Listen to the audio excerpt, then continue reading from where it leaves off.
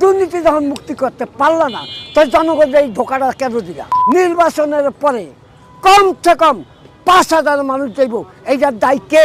ছাত্ররা বুঝি একটা দল করলে হেরা কিছু করবো, আর এই হেরা দিয়ে আরো দুর্নীতিবাজ। এই জামাত তো আরো খারাপ। মন্ত্রণালয় জেলে যাইয়া এই জনগণ যে বুঝলে গেছে হাজার রুটির ভাগ বাসায় দিচ্ছে, আমার এক ভাগ, অমুকের এক ভাগ। কেমনি নির্বাচন হয় এইটা আমার বিবিকে কয় না বাবা। কার আসলে ভালো? আমি কই বেকইছর একটাও ভালো নামিয়া যেই দোয়াই দেন। এই জামাত তো আরো খারাপ। জামাতের মতন খারাপ বাংলাদেশ আর কোনো লোক নাই, বুঝলো? এটা আমার জামাত যদি গুলি করে মারিয়া হালাও, জামাতের মতো এত খারাপ লোক আর নাই।